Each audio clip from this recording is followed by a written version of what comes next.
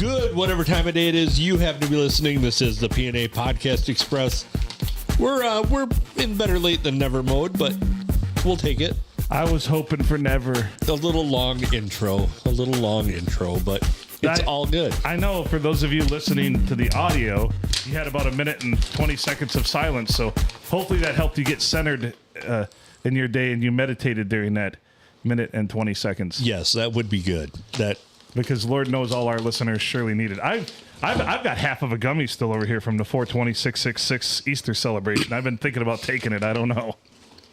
So, Adam and Phil here with you as always. Who? I don't know, those guys. Thank you very much, Alan and Bill. Yes. Would you introduce our panel while I bring something up here? Sure. We over on the opposite side, and that's theater. This isn't Theater of the Mind. They're literally sitting on the other side of the room. I know you can't see that in the audio, but you can see it on the cameras. And yes, so we've got featured guests, 3 of them here tonight. We've got Brian the Blade. We've got the Grumpy Griller, another featured guest, including another featured guest, the Hall of Famer, the Sunburn one, Junior. My brothers from another mother. Happy Monday, guys. So being that you're sunburned, Tuesday. Are you badly sunburned? I mean, are you going to get? That want to work down. You put some lotion on that? I put some aloe on today. You put some lotion on that one. That one will work down pretty quick. I got a little bit toasty, doing some tee boxes, getting off the mower. I mean, getting off the mower, and I started getting warm, toasty, and I took my hoodie off and then totally forgot about this and went to the gas station. Everybody goes, holy shit, Junior. I didn't even notice it. Well, because the sun was out. People notice it now because, I'll be 10 in 3 days. Yeah, it's just starting to get sunny. Everybody's getting sunburned. And I took a nice warm shower, and that wasn't good.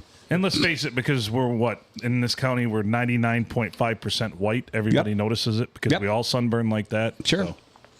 It puts lotion on its skin. Right. So for anybody watching live, anybody that's listening to the recorded broadcast, cheers, guys.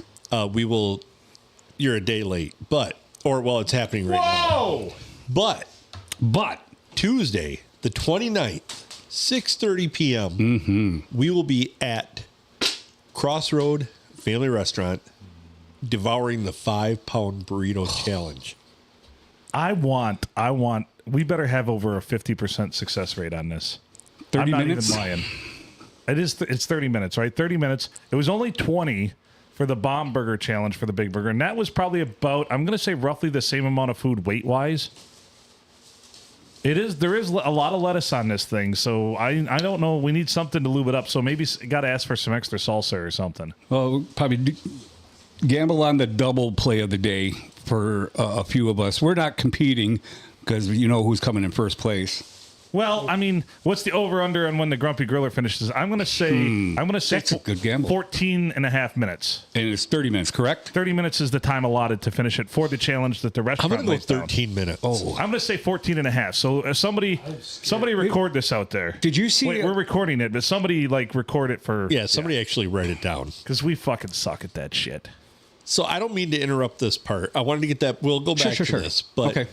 We, I believe this came through as part of our 666th episode celebration.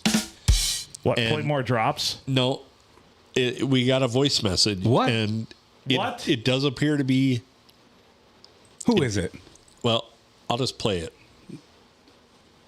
Hello, assholes. Silver Godfrey here. As you know, I'm dead. I'm minding my own business in heaven. Suddenly I'm plunged into hell because you 2 angry-looking lesbian podcasters decide to play Butthole Headquarters backwards. Every time you do that, a comedian is plucked from heaven and thrust into hell. You assholes at the P&A Podcast are responsible. I leave you with this final wisdom.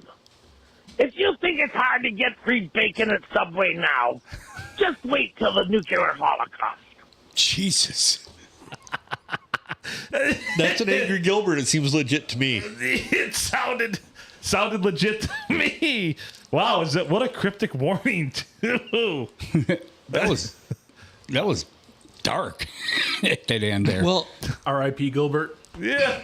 Jeez. I was gonna say, did he pass there? He said that. He's dead. He gets every time we play the butthole headquarters backwards, a comedian gets plucked from heaven and sent to hell.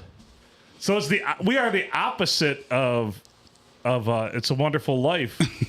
You know, every time we play the butthole headquarters backwards, a comedian goes to hell. Where every time a bell rings, an angel gets its wings. So, oh Lord, I didn't know we opened up this sort of portal. yeah, I didn't either, but apparently we have. I don't know how I feel about that. What do you guys think? I thought episode 666 was done with.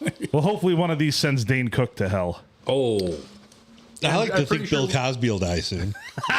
That's what we'll do the day Bill Cosby dies. We should, that's one thing that we never ever, brought out there. We should have a Deadpool A Deadpool? through all of us.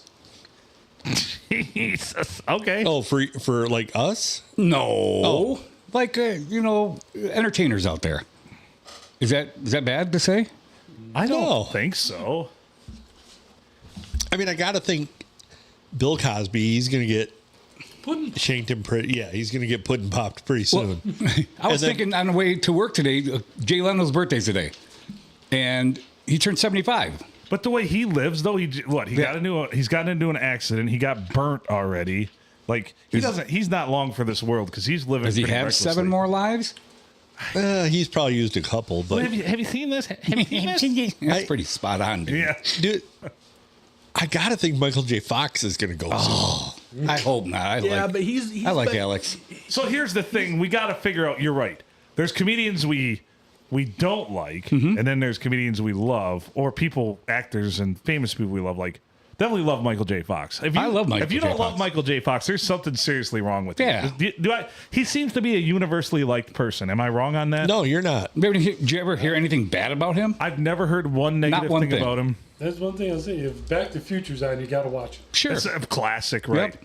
But now Bill Cosby, on the other hand, I would like to talk to you. But the fucked up shit is, you could pick any point in the late '90s and early 2000s, and he was beloved by everybody too. Except for the women he raped, obviously. But yeah. I'm just saying, as a teenager, I religiously watched The Cosby Show. I mean, I used to wish that aside from being black, that my family was like the Cosbys, because Right. they were like a perfect family. They were a perfect- aside from the black thing. Next- But other than that, Oh, boy. Very true. No, that wasn't it. No, sorry. Stop, please. No need to get hyped up for that pudding pop. But yeah, so I mean, they were the all-American family. They were like the all-American family of the mid '90s. Watched it. And I love the meme that it shows like the guy from like Seventh Heaven. He turned out to be a pedo guy too. Of course, Bill Cosby and everything. And then they show the Married with Children meme, and it says, "Who would have ever thought that he'd turn out to be the most wholesome dad of all of them?" That is true. Wait. Seventh Heaven. You're talking about Michael Landon? No. I was thinking Highway to Heaven. Collins. I'm sorry. That's a couple years ahead of the time. Yeah, Who was it, Brian? I think Stephen Collins, or I think yeah. his So name the guy who played the dad ended up being a pedo. Okay. Yeah. Oh my God. So today I'm taking my nap, and I swear to God, I'm taking my nap, and I literally am about to fall asleep, and I'm in that still half lucid stage and everything, and in my dreams, and this like jolted me awake, I literally came to, and I was driving, and I was approaching Sandusky from the south end, and I was just about to run over Pedo Island in my dream. Shut up. No, it jolted No me. bullshit? No bullshit. It jolted me awake. Like I was sweaty, like I was watching Cops or something too. It was like, Yeah, well, what time was this at? this is at like it would have been about 5:30. Yeah, Cops comes in at I was 4:30. laying down to take my nap, and I was there, and I was almost asleep. And then all of a sudden, I was jolted awake because I was damn near just before the moment of impact with Pedo Island. Am I an asshole I for woke saying up. I wish you would have, but I hope that you were okay after you did The that? shit part was I was in my truck, and that's what scared me the Oh, most. so you weren't in the mini. How awesome know, would yeah. that have been if you did hit it? Oh, if any of us take out the sign on Pedo Island, What? What do we get? But no, You not only become part of the Hall of Fame, King of the Hall of Fame. like, Okay. That might actually get Phil. Hand to heart, swear on Guilford Godfrey's soul in hell. Like, I literally was jolted awake by almost running over Pedo Island in my dreams. I'll stay up till 2 o'clock in the morning today. Right? Yeah. It's only what? 5.5 My heart hours was of racing and everything else, and I was would like, imagine.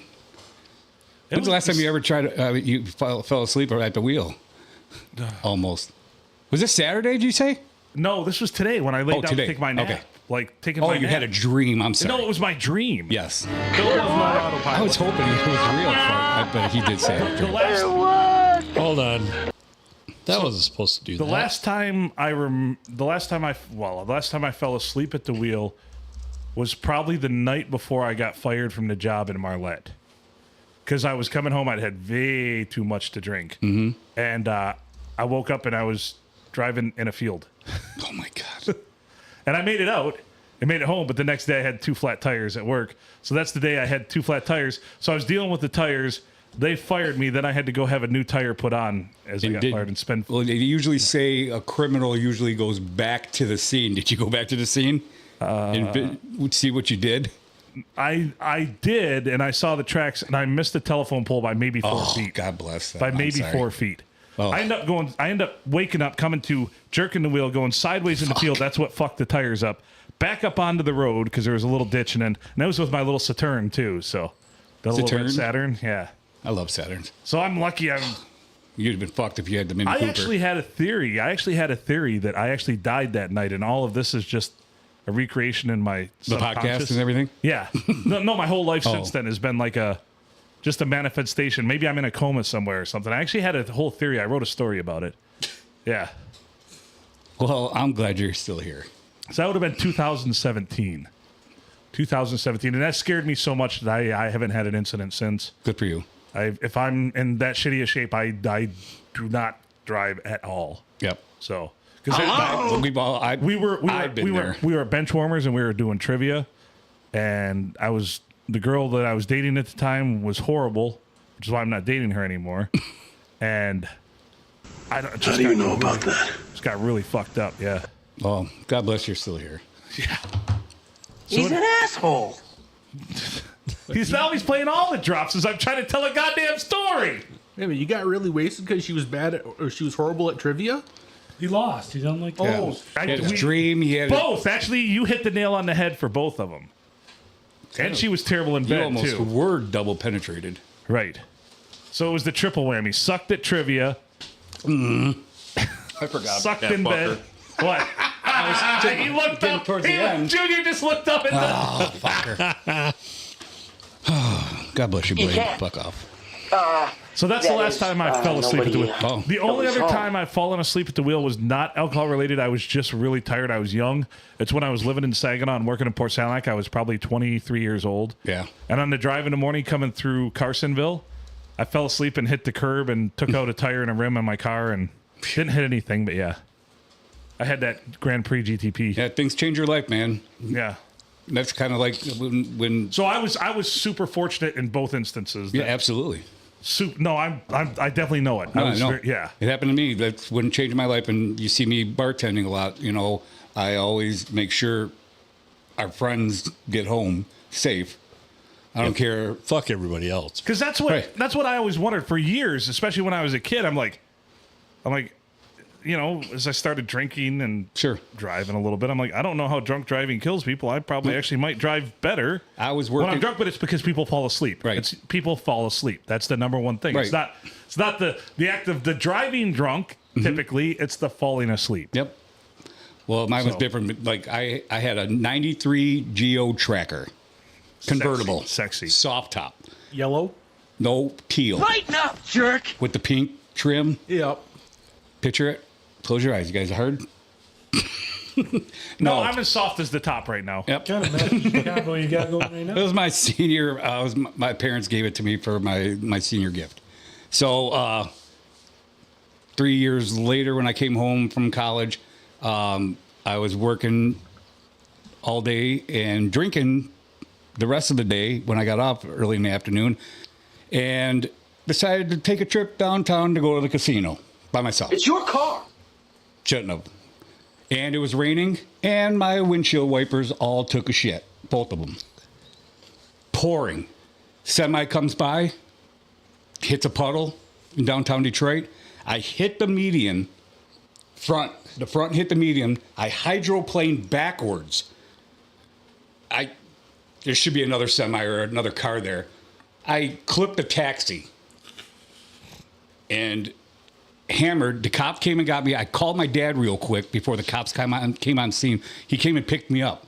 I popped 2 cough drops in my mouth, and I was in the back of the cop car when he came, and he's like, "You sick there?" I was like, "Yeah, I'm sorry.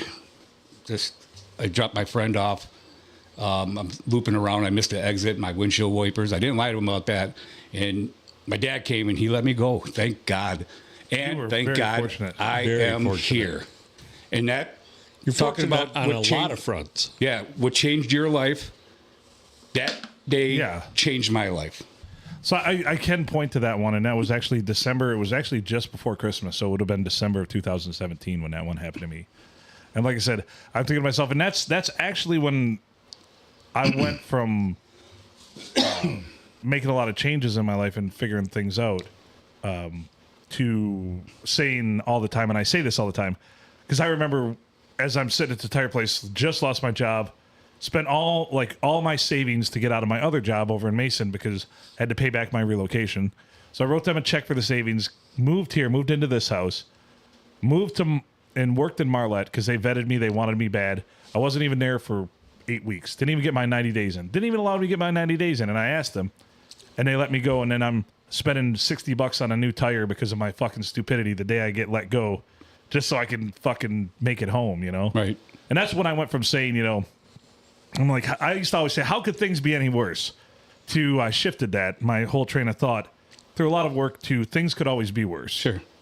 So That is true. It is true. could be dead. So don't ever say, how could things be any worse? The most important thing to look at here is inflation is terrible if you paid $60 for a tire that long ago. It was a used tire. Oh, well, then there you go.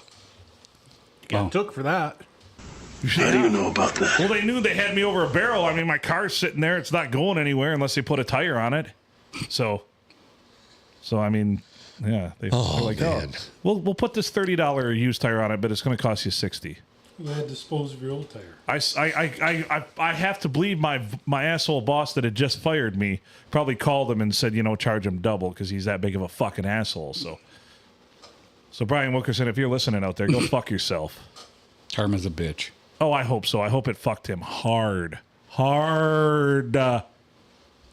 Hope you're proud. I am. Right. He's the one that as I'm walking out, because he's younger than me and it was his first management job. I had his old job, and he'd always step in and do it. And I'm like, I even said that in the exit firing or whatever. HR guy's sitting there in the room. He was like, well, you know, you never step in and do it. I'm like, well, that's because every time I try to do it, you step in and take over. He's like, well, that's because you're not getting it done. And he says, I don't have time to hold your hand and train you. And I look over at the HR guy, and he's just shaking his head like, I'm like, well, I don't know how the fuck I'm supposed to learn this. And as I'm walking out, he hands me my shoebox of stuff because he went to my desk and collected everything while I sat with the HR guy in the conference room twiddling our thumbs. He's like, I understand if you're mad at me. And I looked him dead in the eyes and said, I'm not mad at you. I'm just disappointed, and walked out. Big man. Good for Yeah. you. Yep. There's a lot of roads that you could have took. Yeah. I said, just disappointed. Yep. And that was it. Hope it burns his soul. And I hope the crabs that he's Hey, going to Mom, get nice burns pants. too. Gonorrhea, whatever. All mixed up. Oh, him and his family do all this. They have like a farm over near Marlette, and they do all this. They move like historic buildings and shit. So they're always in the paper for doing these wonderful things. But professionally, he's an asshole. So Wipe your ass with it when you're on a toilet. yeah. Calvin Klein. Are these all Back to the Future drops? They are. Yeah. Alex P. Keaton. About time somebody picked up on that. Well, I was semi-listening because this was a serious story. It was. focused on my story. Well, I was trying not to like totally interrupt without. rip up my mojo. I was trying to be an asshole without appearing like I was being an asshole. Well, Just a topical asshole, Call me Marty. not a deep asshole. Exactly. Preparation age, not a suppository. Right. Just don't dive right in. Woo! I don't remember that one. I don't either. So how's everybody doing? Fantabula. Have you seen this? Have you seen this? So Have you seen this? Are you ready? You got something? you got. Well, I do. But if you have something, No, go there, ahead with yours. Go ahead with yours. It's probably more important. mine's a gear grind. Oh, I want gear grinds. This isn't a gear grind, so. I'm sick of hearing how Shadur Sanders should have went earlier in the draft because he is a heaping trash pile. These are some of my notes. So it turns out that the prank call, there's been a few of them. Have you seen the? Oh, have I you only read heard from you guys. So have you read? This has actually happened to some other people in the draft, but his is the most cruel because a lot of the other ones were like, they might have called them a pick or two before they went. Mm-hmm. So this is commonplace. So the NFL actually is working on cracking down on this, how these people get the numbers for the prospects. And this one, have you heard how this all went down? Nope. A little bit. So I know his was like the son of a assistant coach It on was. a team. Yeah, so it was. So hold on. What did you say? What team was it from?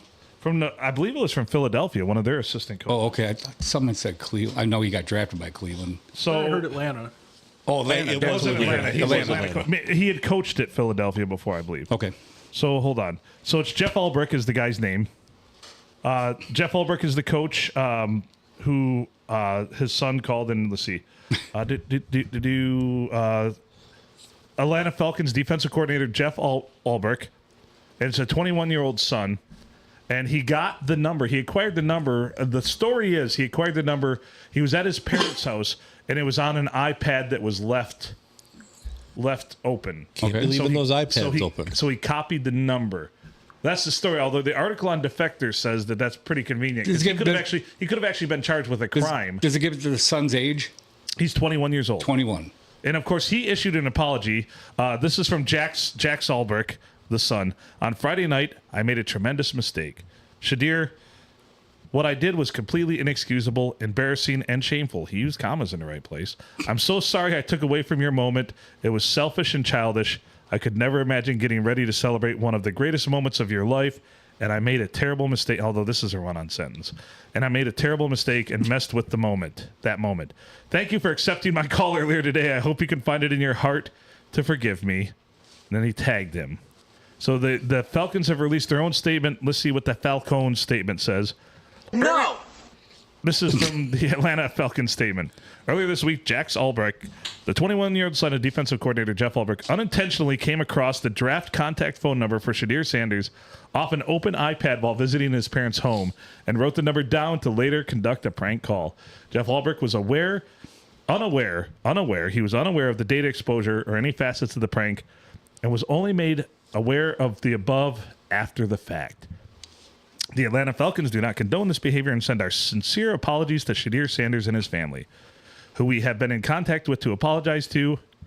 It's a weird sentence. As well as to facilitate an apology directly from Jax to the Sanders family. We have been in contact with the NFL and will continue to cooperate fully with any inquiries we may receive from the NFL League Office. We are thoroughly reviewing all protocols and updating if necessary to help prevent an incident like this from happening again. Signed, Falcons. Yeah, I don't want you to use your Urban Dictionary voice again, okay, on this. Not on this stuff. bullshit? Yeah. It would have been really cool. This is a prank that went. Yeah. This is a prank that went wrong. Yes. Went terrible.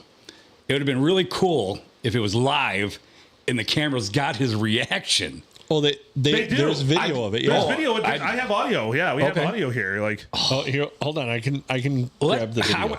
yeah, there's a video, and so the Jack Ulbrich kid videotaped it himself. So there's a split screen out there. I'm surprised they didn't tell him to take it off. There's a split screen out there, live action of Shadir Sanders and this Jack Ulbrich kid doing this. Like, you can see them both. Their videos. Somebody did a mashup, and there we go. A quality. Yep.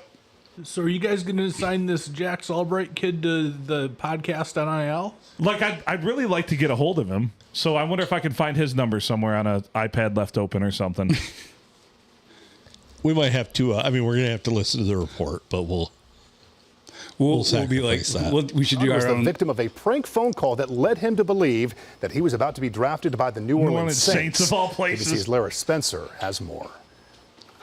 This morning, the NFL investigating this prank call to draft hopeful Shedeur Sanders, son of NFL legend Deion Sanders, picking up the phone Friday, thinking it was a coach inviting him to join the team. This is Mickey Loomis here, GM of the Saints.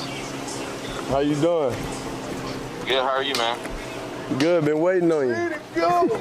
Yeah, we have. It's been a long wait, man. No, for sure. We're going to take you with our next pick right here, man. Yeah. Yes, sir. Let's be legendary. But you're going to have to wait a little bit longer, man.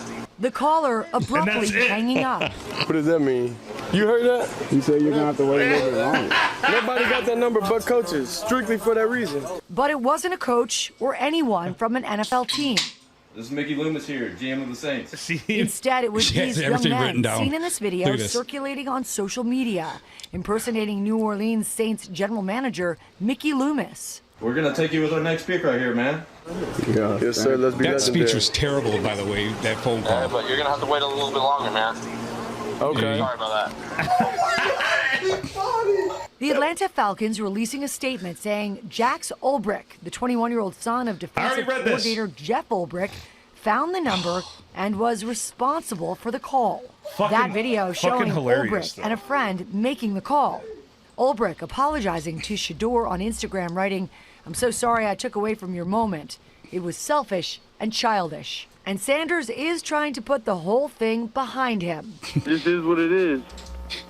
I think of course the dude was childish. Of course I feel like it was a childish act, but everybody do childish things here and there. The Cleveland Browns select. And then you get this. And then you get this news. And then you get this news. I think he got punked worse by the Cleveland Browns. I was just going to say that. I had my hand raised. When the call came. I wish that didn't show up, but that's what I was going to say. He definitely got punked worse by the Cleveland Browns. Organization for giving me a chance. That's all I need. So the best part is his dad putting out there like a while ago. Prime time. I don't. Hear his name.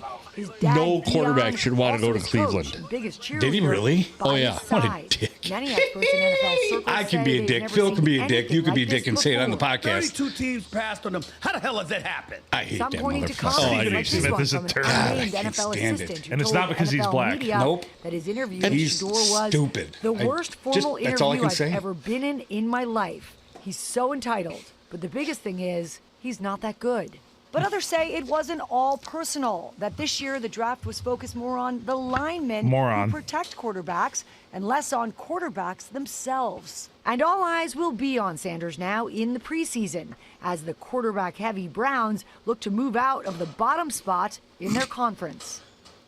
Yeah, and you know That was the ABC's part that Lara kills Spencer, me ESPN gave the is Cleveland Browns an A+ grade before the they draft. drafted another quarterback before him. Why?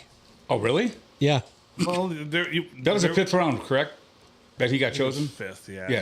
Yeah. You got to work on them in bunches, these young quarterbacks.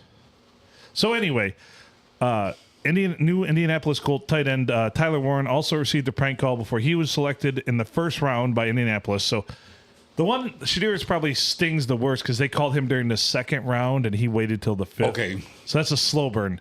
This guy, this Tyler Warren, received a prank call before he got picked, but he still went in the first round. So he only had to wait maybe an hour.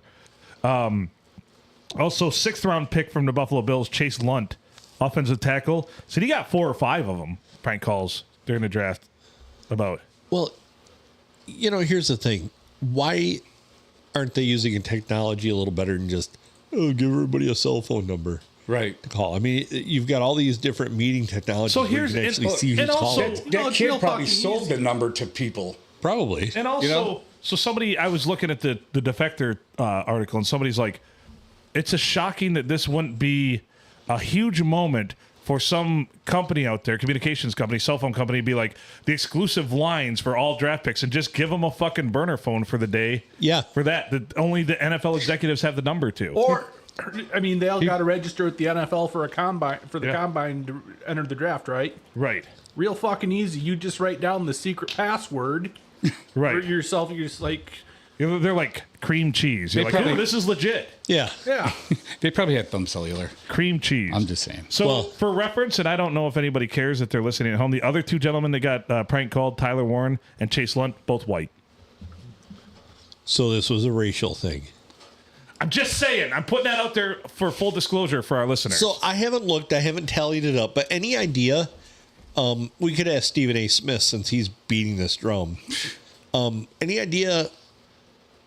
There must have been 143 white guys picked before Shedeur Sanders, because this was obviously race related that he didn't get picked up. It couldn't be the one game over 500 record that he had in college. Or you might have an injury or something, man. I'm thinking. Did you see the meme that says now is the NFL going to retire the number 144th draft pick and they can never be used again since Shedeur went there? I didn't see it though. Yeah.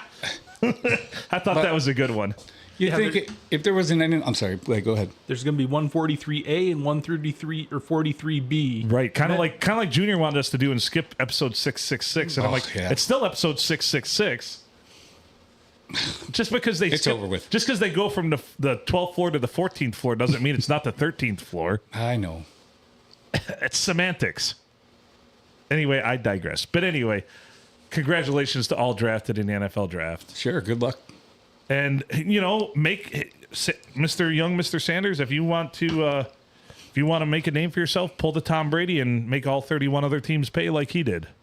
Well, here's the funny part is, now that he's been humbled a little bit, I kind of hope he does all right.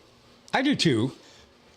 But the funny part is his brother went out, right, and immediately hired, like, there's actually an interview out there about him talking about it, because their dad has been their agent. Mm-hmm. He immediately went out and hired another agent. The brother did. Yeah, he's like, Dad. He played for Colorado also too, didn't he? Yeah, he's like, Dad hasn't done so well. But he's not wrong. It's prime time. Stay in your lane, prime time. There's something. Be an annoying media presence, and be a coach and a father, and just stay in your lane. Yeah. Well, who knows? Now he's going to end up on the Browns coaching staff doing something stupid. I would. Well, it's better than if Shedeur Sanders goes out there, is in contention for Rookie of the Year, say throws for 4,000 yards, maybe 23 touchdowns for the 3-14 Browns, that's fine with me. That's fine. That's absolutely fine with me. Well, yeah. I don't wish the guy any bad. I knew what JTK was about a month or two ago. He's like, we should see if we can all name how many. It was an astronomical number quarterbacks the Cleveland Browns had in the last how many years? Did JTK say that? Oh, it's like 30 or 40. I think I've read somewhere in the last 20 years they've had like 30 some starting quarterbacks. Yeah. Well, they got 5 now. They got 5 quarterbacks. Well, quarterback's a piece of shit. Flacco's old as shit. I would take Flacco any day, though. Flacco's probably going to be the... Well, he'll be the starter. Yeah, right. They're saying that Shedeur is competing to be the backup to Flacco, which, I guess if you got to... In Cleveland, yeah, I see it. Because you got to be behind somebody. What's his name should be off the team? Deshaun Watson. Yes. Yeah. And then they got a couple of just shit shows. When you have an astronomical Bill Cosby or accusers, how many has it been? About 40 of them, too? Not quarterbacks. Give or take, I think that number is... You're about right. You'd be off the team. So if you want to check out a good website, everybody, though, and it is behind a paywall, but just go to... It's just defector.com, defector.com. There's a lot of amazing writers there. That's where I get a lot of my information. They write a lot of stories about, like, Deshaun Watson, incidents like this, and it's pretty cool. So it's the old Deadspin. A lot of the old writers from Deadspin. Once Deadspin, that's why they call it Defector. They all up and started their own thing. Right. So excellent website, excellent sports coverage. The only thing I miss is they used to have on Deadspin, anytime anybody catch it in the old dick and balls with anything, they'd have a post about it, like in baseball if a catcher caught it or whatever, but they don't do that segment anymore, so I miss it. It used to be great when you'd be like, get to work in the morning and be like, somebody caught it in the old dick and balls. Yeah, I stopped that 10 years ago. Yeah? Yeah. You know what? What's good out there that's new now? What's that? There's a British guy that plays airsoft that's a sniper. Does he catch people in the old dick and balls? He does. He puts highlight reels out of when he does he slow motion it too? He only does it when he hits people. Yeah. And they don't put themselves out. And it's hilarious because he's shooting people. They put, hit. And then there's people that are like, they kind of crouch a little bit. They look around like, where'd that come from? I'm wearing white shorts. And then he will wait. He will sit there and wait and just be like, just fully unload on their groin. Phil did that at the first playoff game at Gigi's house with his fucking laser. Dick laser? Yep. Just unloaded the old dick laser. As one should. I don't even know where that's at right now. I need to pull that out of the mothballs and get the old dick laser back out. Nice. Great for summertime. So, Gigi, are you laughing about something again? We had a night where some old ladies are like, or like projected it off of cars and stop signs and everything. Like, sometimes looking at that, it's scary. The old dick and balls. So, as far as the Lions draft goes, all right. The more I've looked at it, the more I like what they did. I'm neutral, and I would be if this were 5 years ago, I'd be pissed for this draft. But with how they are now, and I do have some trust in Holmes, I think the 2 offensive linemen they picked are beautiful, are perfect. I do too. The D lineman, it could pan out. I don't know. The receiver, that kind of flummoxes me a little bit. That's a good story about that receiver, though. He played at Hillsdale, I think. Yeah, he's a Michigan boy. He played, And his all-time bucket list was being drafted by the Lions. I hope, and then he transferred his last 2 years to Arkansas. But he is a freak athlete. He is. He just played for an absolute trash pit of a team. Right, but bringing that up, I hope he's the diamond in the rough. What this tells me, though, is he's the type of athlete that could take the top off of defenses, too. So the writing on the wall says that they're not planning on keeping J-Mo if this new kid pans out. No, they won't. But they're probably not going to anyways because he's going to want a stupid amount of money. Right. Well, and he's going to be the next. Who's the guy who went to the Giants who I always talk about in Raz? Galladay. Yeah, Galladay. He's going to be the next Galladay. Put up good numbers, decent numbers for the Lions. Not all pro numbers, but decent numbers enough to get a big contract and then. Yep. And that's honestly what I see JMO doing. I like JMO, but I don't trust his judgment to be a long-time top player in the NFL. Right? He's got to win my heart back, just the last couple. Yeah, if they'd let him go, I'd have been like, okay. I'm old school, I guess. So if I had to give the Lions a grade in this draft, my personal grade would probably be a B-. So I think that's good. I've seen the only 2 people I've looked at, Mel Kiper, and there was somebody else, and Mel Kiper is what he is, but they both gave him A+. Okay. What? Yeah. Mel Kiper's off his rocker. You know me, I don't like. He's a douchebag, right? Yeah. I hope it pans out for him. So if you're listening out there, Mel Kiper, you're a douchebag. But I don't. You hope it pans out for him. I don't like taking anybody from JTK's hometown, Ohio, and Hometown, Ohio. That what's his name? Starts with a T. His first name, but the first pick the Lions got. He is a big boy, 6'2". I'm drawing a blank on it already. Yeah. Tyree. He's from Ohio State. Hold on. Actually, I got my notes for you. It's Tyleek Williams. Tyleek Williams. Number 28. Okay, here's the Lions draft, just for those listening at home, just to recap it in the sake of whatever. Round 1 with pick number 28, they took defensive lineman Tyleek Williams from Ohio State. Round 2, pick number 57, interior offensive lineman Tate Ratledge from Georgia. He's going to be a fucking beast. He's going to be a starter for the Lions interior line for a long time. In round 3, number 7, pick number 70, they took wide receiver Isaac. Do they say T-Slaw? Yeah, good luck. T-Slaw? Yeah, it's T-Slaw. T-Slaw. Round 5, and this might be the gem of the draft for them. Interior offensive lineman Miles Frazier from LSU. This guy is a dirty, dirty dog. He does some nasty things to defensive linemen as an offensive line. He might be the biggest steal they've had in the draft for a while. He shouldn't have been in the 5th round. He probably should have been a 3rd rounder. So right? just to make you feel better, that is exactly what Mel Kiper said. Is the 2 offensive linemen they got is worth the whole draft for what they picked up there. This is the future. And if you read, there are people projecting that this Tate Ratledge and this Miles Frazier could be starting for the Lions this next season. And if you laid the whole line across, all of them are 25 or under. Nice. And so that could be the Lions' top. And they said they could be a top 3 offensive line in the NFL for the next decade. Gotcha. So it's something special. So I hope. This I trust and believe in. This one, people say this is a dark horse too. Round 6, pick number 196, the edge, Ahmed Hassanian. So he's an interesting story, First too. Egyptian. Yes. He Yeah. did not start playing football until he was 18 years old. Right. And he's another freak beast of an athlete. The only thing that concerns me about people that start playing football later in life and get drafted in, see Zeke Anseal. Remember him? Mm-hmm. He didn't start and he couldn't hold up physically to the rigors of it. So let's hope that, because his body, so there's a lot to be said about players who come up through the ranks and are conditioned every year in and year out, compared to these guys that start football late. Let's hope that's not the case. A lot of people like this guy at the draft here.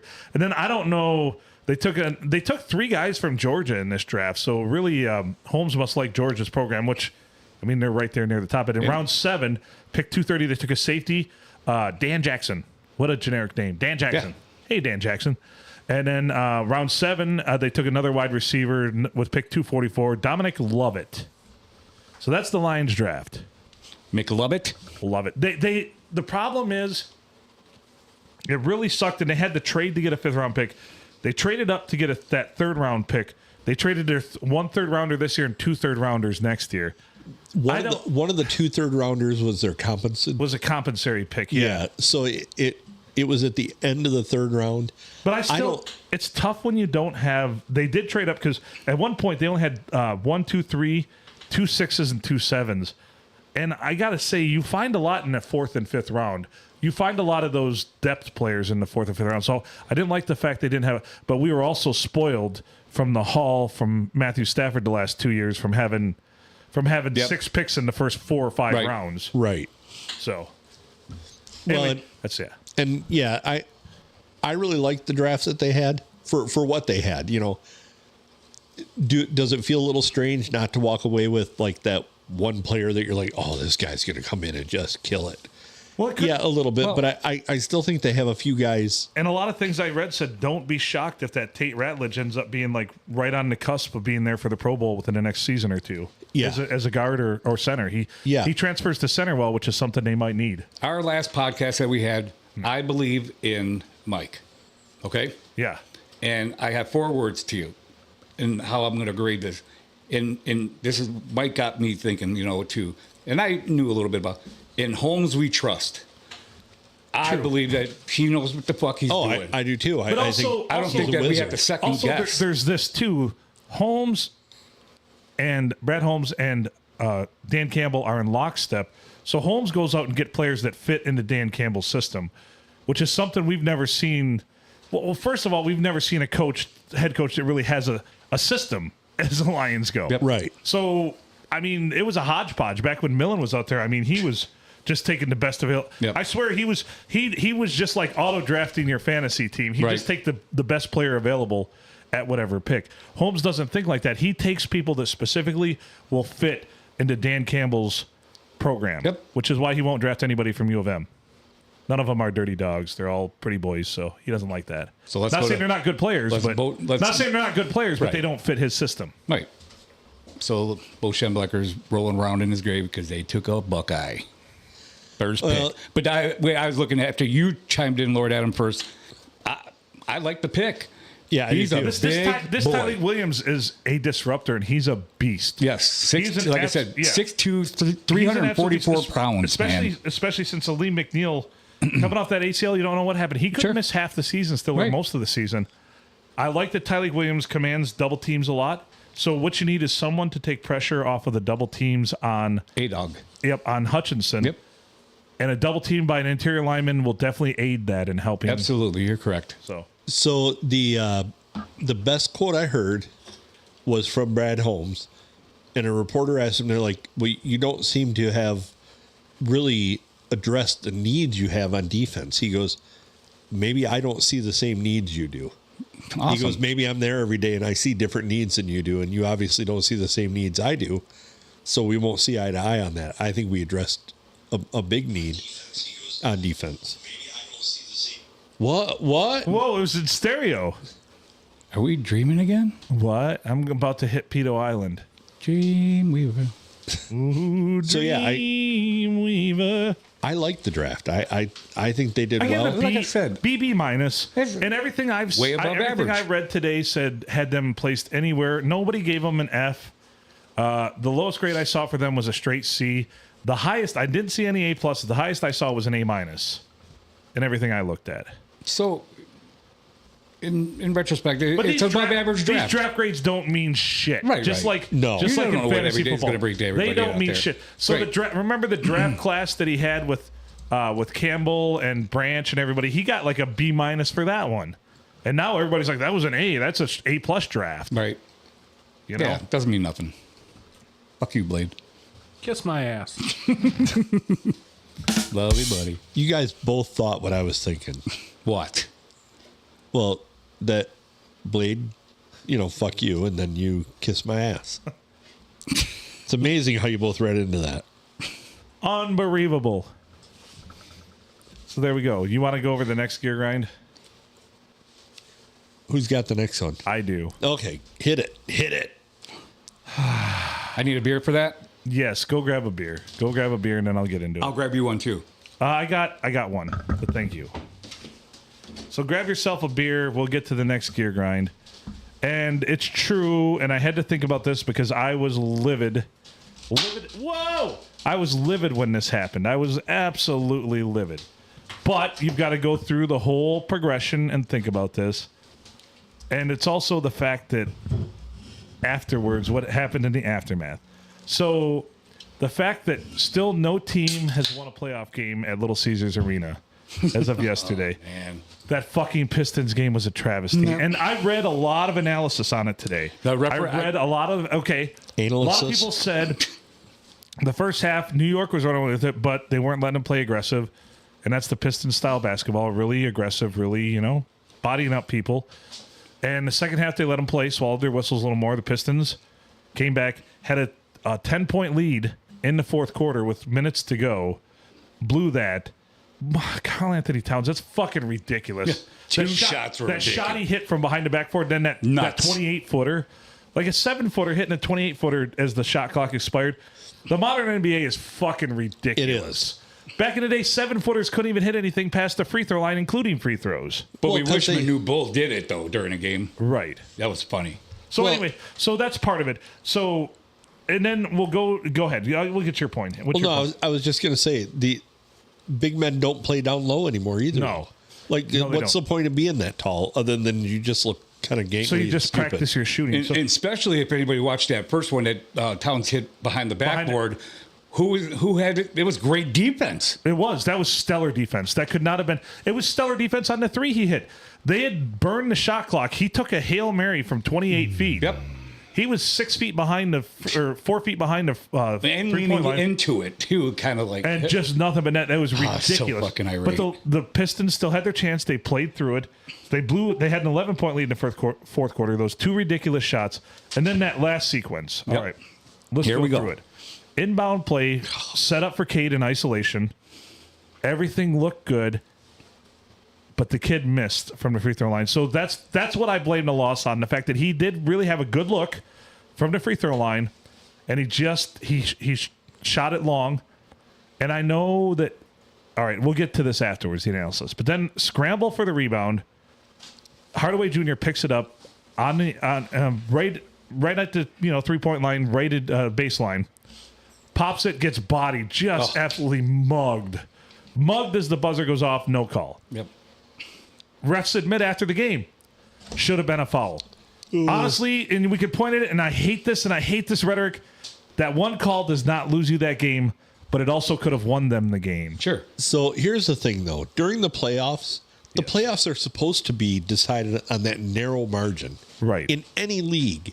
So the refs have to get it right. Good point. And if they don't, fuck them. And go to robot refs. And it was so blatant because really, and I love the shot of it, literally from Hardaway Jr., the ref is from me to Blade away, looking right at the fucking guy, bodying him up. Sure, he's on the same level with him, but you can't tell he bodied him up from that angle, being 6 feet away. Terrible, terrible no call. They admitted immediately after it should have been a foul. But I blame the loss on the fact that Cade didn't hit that shot, but that brings me to my next point. what we're looking at here reminds me so much of the Pistons from about 85 to about 87 in the playoffs when they couldn't quite get over that hump. Yeah. When they couldn't quite get over that hump and they finally broke through. It really feels like we're seeing something special here and something. Because Cade Cunningham, 3 years from now, will not miss that shot. No. But he missed it now. And we saw the same thing with Joe Dumars. We saw the same thing with Isaiah Thomas. Not so much Joe Dumars, but Isaiah Thomas. Just hitting those big shots when it mattered and coming up big. Speaking of Isaiah, when Brunson, he injured his ankle and he left in the first half. And then he just fucking, smallest guy on the court, driving through the big guys. And just, he was on one leg. He was kind of like Isaiah, one game against the Lakers. Another analysis I read, this writer, and once again on Defector, Ray Ratto, he's awesome. He's a grumpy old writer, but he is fucking brilliant. Is pissed. This series is probably only going to go 5, maybe 6, because he said this is the best first-round series the NBA has seen in a long time. It's bringing back old NBA style basketball. Well, you're actually seeing defense. Yes. He said, bar none, this is the best first-round series the NBA has seen in years, and it's a shame we got robbed that game by that no-foul call, that it's not, because that would have allowed it probably to go to 7 if it would have been even. But now it's going to probably be 5 or 6. And make no mistake, the NBA wants the Knicks to win this series. Yeah. The NBA wants the Knicks to win this series. And usually what they want, they kind of get, just like the no-fun league, the NFL. So yeah. Really, the only league I feel like that can't control the narrative, one is baseball doesn't as much and hockey doesn't as much, I feel like. But the NBA and the NFL, oh, shit, they get what they want. Well, the NFL is such a huge juggernaut of an organization that I think that they control it just simply to keep that train a rolling. You know, the whole going to a 365-day calendar in the NFL now, to where they've got something for the news to talk about all the time. And you've got mini camps, you've got the combine, you've got the draft, then you're going to have mini camps again, then you're going to have training camp, then you're going to have Well, I was listening to Main Event Mike. Free agency too. Yeah, I was listening to Main Event Mike, and he was going through all the list of things. And I mean, shoot, right up 365-day year. There is something every week up until they start preseason games, and I mean, it's just crazy. They've really got the science of it down. So yeah, they kind of have to have some control over things, and I don't want to say they go to the point where I say they fix games. But I think there is a little bit of. There are definitely ways to slant things. There are ways to slant things. We're making, give them a nudge. We're making a lot of money off of the whole, everything going on in Kansas City. So let's keep that train rolling. All the close-ups of Taylor Swift are, And we were talking about in their pockets with Mike last podcast, and I got to gear grind. You guys were talking about the schedule. He actually rattled off the schedule, but it's not official yet. Yeah. 3 years in a row. Why isn't the Lions playing Kansas City in Detroit? It's been 3 years in a row in Kansas City. Oh, That's a great question, right? Right. Because it's going to make more money at Arrowhead. All right. For the NFL, I'm sure that's part of the reasoning. How do we like the fact that Green Bay didn't even come close to the numbers Detroit had at their draft when the draft was? That was beautiful. Yeah. That really made me happy. It did me too. Because those cheese fuckers were. Did you hear them booing every time the Lions picked? Yeah. The Lions were the Bears. They kind of did it in the division, but Detroit was a little bit. Nobody seems to care about Minnesota anymore. They're right. Even though they were fantastic last year, they know there's going to be that huge drop off this year. They were fantastic until the last week of the season in the first round of the playoffs, because everybody knew how to crack the code to stop Darnold in that offense. Yeah. It's just So, there's that, but Green Bay is not going to be anything this year either, I don't think. I mean, I didn't see. I don't know if it's going to make any difference, but probably, Phil, if you look, how did the division draft? So the division draft went. Green Bay had a good draft. They got usually B's to A's across the board. Of course. The Bears, they were right about with the Lions, C's to B's, and then as far as Minnesota, they didn't have anything special. They got the guy they wanted in the first round, though. That's going to be something special for them. But other than that, it was an Wasn't it last draft. year that Green Bay did well this year? But like last draft, Green Bay and Chicago both all had A pluses. Oh, yeah. And look where Chicago ended up. And Yeah, I don't know how many started out of their Chicago's draft. not but going to turn around anytime soon. I don't think so either. I actually think that you see Ben Johnson as a coordinator somewhere again in 5 years. Oh, I would say 3. Yeah, well, I'm trying to be nice. I did like him while he was here. And I think DC will probably open the door, but probably be like, well, you can coach the line for a year. Yeah. Yeah. You can coach the offensive line for a bring year. him back in because I think he's good for the offense. But I'd also be like in Meet the Parents. As he slept the first night, I'd draw a little circle and then put him outside of it and be like, you're here right now. Yeah. Well, the other part of that is I think that depends on what happens the next couple of seasons with the Lions. Yeah, true. You know, if our new DC and OC do the job and do it well, and I think follow Dan Campbell's lead and play aggressive and play tough. Still bullshit. They got to change that rule that they cannot interview coaches while the playoffs are still going on. They'll change it now that it fucked us. Well, yeah. I doubt it. No, they will. Oh, and there's already rumblings that they might change the process in the NBA for the last play and make it fully reviewable. Yeah. I read that in 3 different articles today. They're thinking about that for playoff basketball. Jesus Christ. Detroit, it's Detroit versus everybody, baby. Remember when I was baffled about it and when that happened? Because college has it. Even the fans were baffled. Everybody stayed in the stands for a solid 5 minutes after the game. I have to brush up on my rules. Yeah. College basketball has it. I thought 2 minutes under, even if you don't have any, the league reviews everything. Right. Questionable. So they have to hold on to your challenges, and apparently the Bickerstaff burnt his early on some bullshit thing. Because they in their rules, I mean, in before the 2 minute rule during the game, they can change fouls and shit like that. Right. I mean, now see, one of the things that I've heard that they've looked at for, pretty much across the board in all the leagues is a challenge. Like if you take a challenge and you win it, you automatically get another one. But they also reset every so often, like in a time frame. So if you have a challenge in the first 3 minutes of the game and you lose it, you're going to get that challenge back in like 8 minutes. When 8 minutes go off the clock, challenges in the penalty box for a little while. But I think the last, like you said, the last minute of the game, in the NBA do the last minute, because college the last 2 minutes is like. In college basketball, the last 2 minutes equals the last minute in the NBA. Sure. So do the last minute in the NBA where things should be reviewable like that. Was that called bullshit? Yes. But you know what? All in retrospect, so the Pistons should have swept. The best way I can say this, and this is what I've had to come to terms with today, and maybe this is why I had a feeling down. That call didn't lose the Pistons the game, but it could have won them the game. All right. I understand that. Yeah. But in the previous games, that was game 4, right? Yesterday. When they were calling that kid from the Knicks, he was drawing fouls like crazy. Yeah. That 3-point one where he put his shoulder into the guy, it was shot Hart, the ball. I think. Hart. Yeah, he put his shoulder into him, shot the ball, and got the foul call. It's like, what the fuck? Yeah. Well, I'm saying no, too, though. And you guys know how a Detroit slappy that I am. But the Pistons should have swept the Knicks. They came back from a big lead, but the first 2 games, they had huge leads. Yeah. Huge leads with 8 minutes left, and they lost by fucking.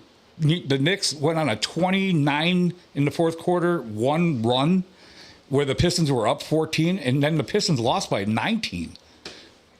I mean, I'm just saying that I'm not sticking up. This is on coaching. But yeah. Well, here's the number one thing I don't understand. Pistons in general, they shouldn't have won. Okay, here's what I have a problem with is coaches don't know when to use their timeouts in basketball anymore, I feel like. Like when another team's just going on a torrid run, you call timeout and you call timeout quick. Like that run they went on, it was like 23 straight unanswered points. Yeah. It was crazy. You should call timeout after about 10 of those hit. That's true. Yeah, you're right. Be like, hey, let's regroup. You tell everybody, calm down, relax. Yeah, but timeouts. What you said, I haven't watched basketball a lot. I'm only watching basketball because the Pistons are in there. Same. That's it. And maybe I'm a Pierce because most of my basketball acumen and knowledge. No, don't say the foul line. From playing, yes, from shooting free throws. No, from playing from the time I was in middle school until I was a big basketball fan and watched till about 2005. So NBA, I still watch college, but yeah. So I watch college during March Madness. So that's most of where everything comes from. The game has evolved, game has changed a lot. I get it, but still fundamental things like coaching, when you need to cool off or ice the other team and use your timeouts, that never changed. That'll never change. Because the superstars run the team. Right. That's my opinion. Be quiet, Gigi. Be quiet. Leave. What? All right, we should get out of this one. Oh, Burrito Challenge tomorrow. Yes, Oh, yeah. Burrito Challenge, 6:30 p.m., Crossroad Family Restaurant in Kimball. Details are on our Facebook page. Come on out. Or come witness it. Come watch fat guys eat. As to steal a line from the playoffs, come witness greatness. Yes. And then you get disappointed and handed the NBA. I'm looking at the foul line again. Or you'll be really grossed out like Junior was in the hot dog eating contest last year. Oh, Hayden? I don't even know how to pronounce his name. Braden. Braydon. You from New Orleans? I tell you what. He might be. This year at the hot dog eating contest, you and Gigi are going to be on the opposite end. Oh, I would love to sit next to Gigi. I will sit with Braydon if he's there. That way you guys don't have to get psyched out by his ass. We're going to set you guys up a nice candlelit table. Anybody... we're gonna have a Shadur Sanders. This motherfucker will be in my head. We're gonna get you some blinders. You guys are gonna trick me. Adam's gonna make a bowling ball replica of Roscoe made out of cake, and he's gonna fucking start eating Roscoe, and I'm gonna be like, "What the fuck's going on here?" You guys are all in my head. I'll never win a hot dog eating challenge ever We will again. make it an acid dream for Junior for sure. No, we will. Yeah.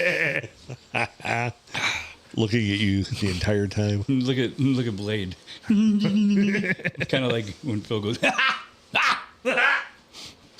Kind of evil, kind of childish, kind of funny, all in the same breath.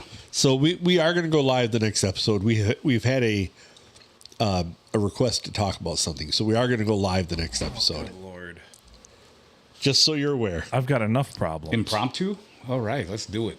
So let's get out of this one. All right. Thanks for having me, guys. You guys are awesome. He's Adam Filkins. I'm Phil Nickel. Thank you, as always, for listening to the P&A Podcast Express. Thank you to Crossroads Family Restaurant in Kimball for having us tomorrow for the Burrito Eating Challenge. Thanks for sharing our social media post. I see they're really trying hard to build their social media, so hopefully we can help them with that. Or hurt them. I hope we don't hurt. We got to, boys, I implore us all, we've got to go 500 or better tomorrow with finishers in this thing, please. Yes. But we're all representing, we're all cheering each other on. I'm only worried about 7 of us. I'm not worried about 1 of us, so there we go. All right. Our featured guest here tonight, Brian the Blade. Other featured guest, the Grumpy Girl, whom I'm not worried about in the Burrito Challenge. Our other featured guest and Hall of Famer, Junior.